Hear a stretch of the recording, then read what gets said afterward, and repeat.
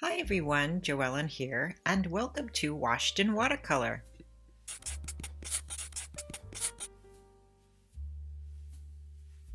You may think that my inspiration for today's demonstration is this old cabin, when in fact it is the foreground, it's kind of crazy, and the background.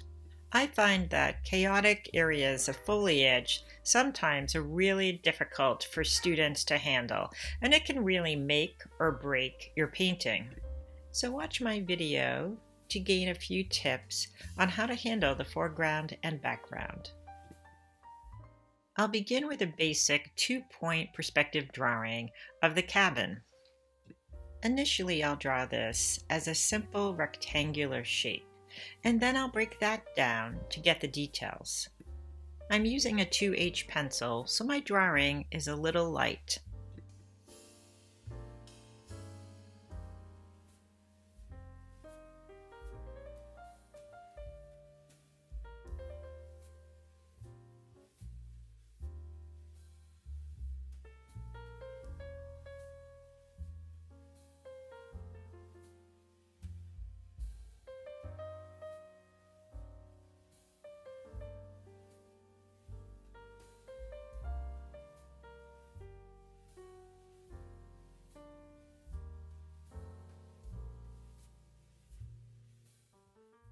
Once I'm happy with the shape of the cabin, I'll add in a few of the trees.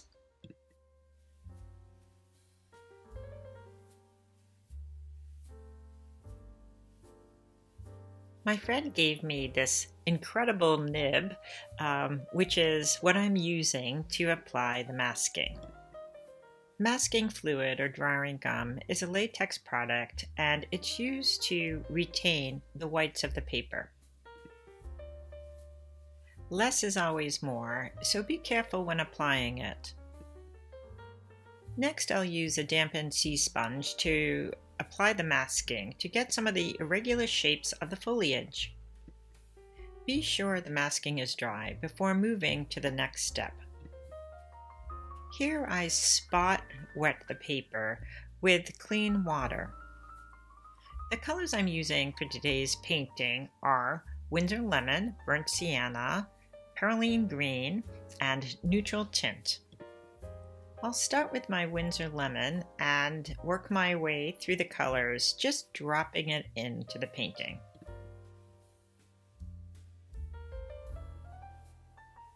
Let the colors just play together and try not to overwork it.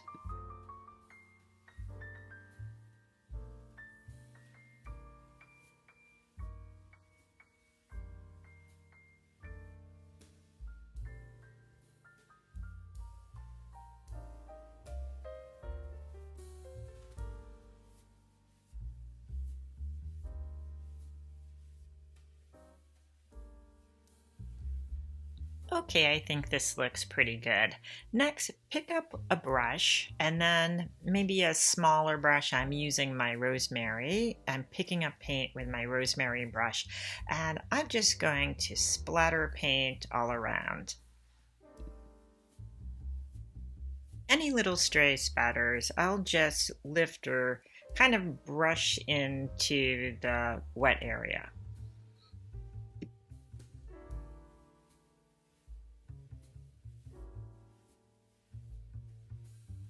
If you're sitting next to somebody, watch out for your neighbor. You don't want to get your paint on their painting. They'll just keep layering the paint. Isn't this fun?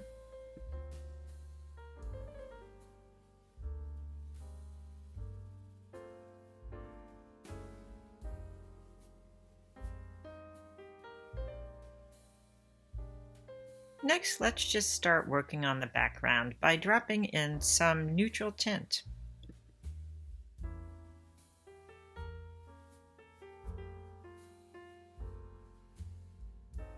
Mixing some Perylene Green with some neutral tint, let's just indicate a tree.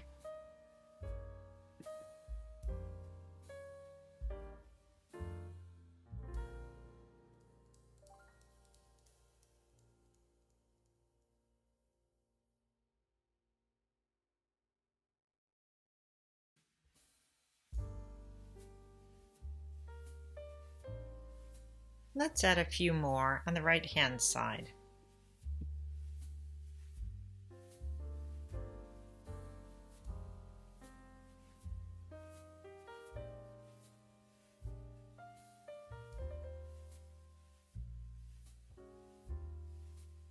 Touches of burnt sienna just add such a richness to the area.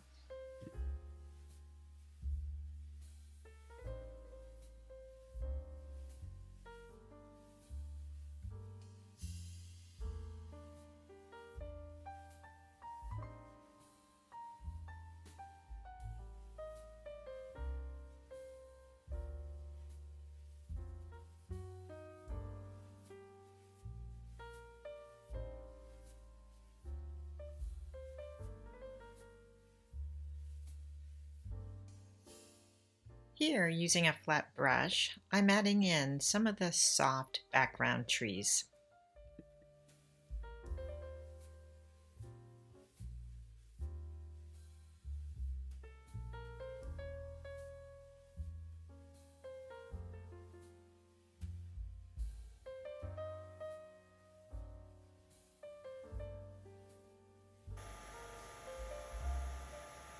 Now that the surface is completely dry, I'll add a little more masking.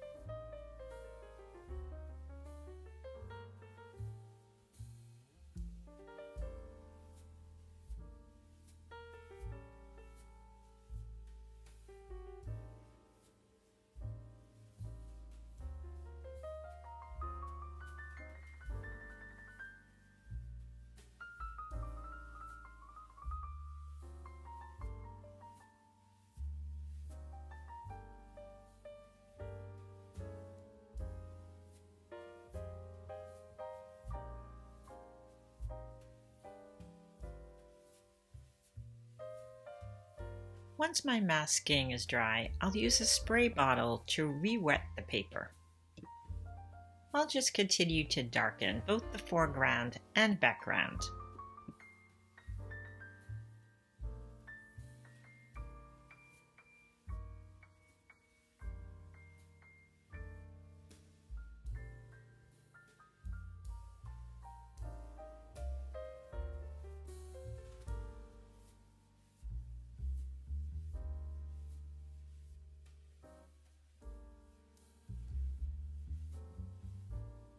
I switch off between my number 6 rosemary brush and my Princeton script brush just to get different types of textures and lines. And I'm trying to keep the corners, bottom corners, darker.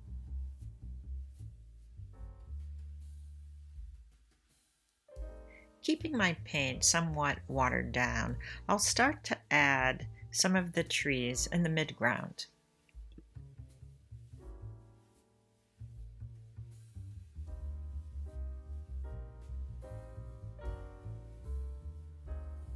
Finally, I start working on the cabin. Keeping in mind the perspective, I'll add some lines.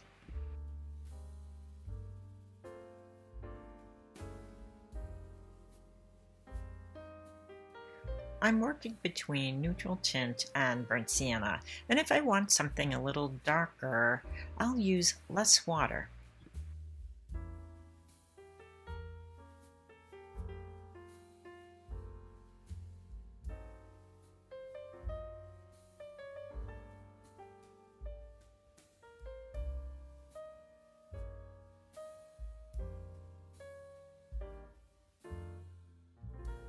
I'll just soften the bottom edge.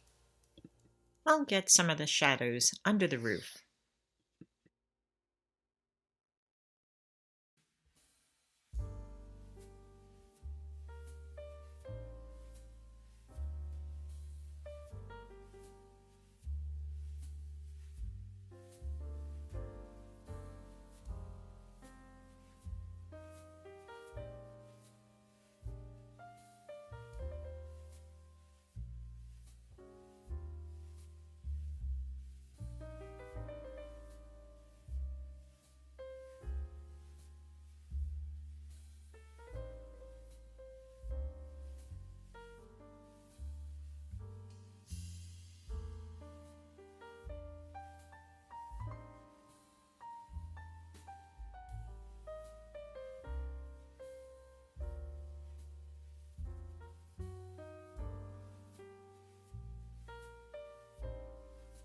Okay, that looks pretty good. Next I'll use my script brush to just add more texture to the foreground.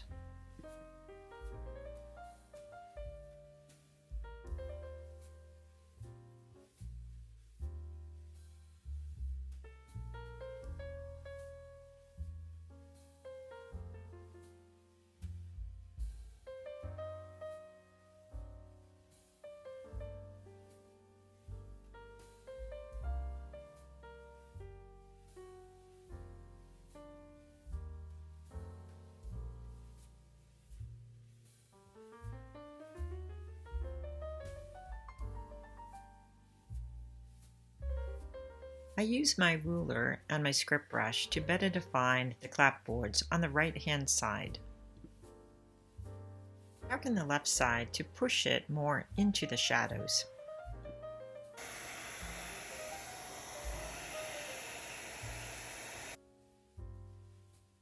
I do a little bit of softening with my toothbrush and then take off the masking once my paper is dry.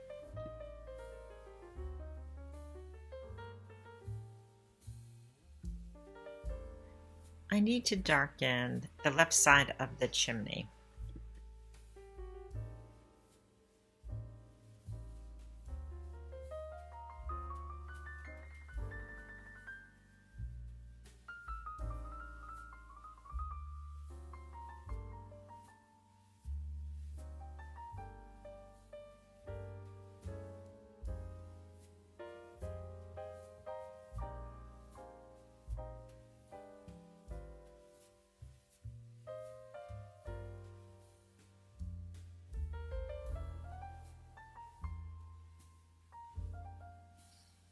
I hope you enjoyed watching my painting unfold. Please remember to like and subscribe to my channel. But wait, there's more. Maybe I'll add some smoke coming out of the chimney, or I'll add some birds in the sky. Anyway, thanks for watching, and I'll see you next time.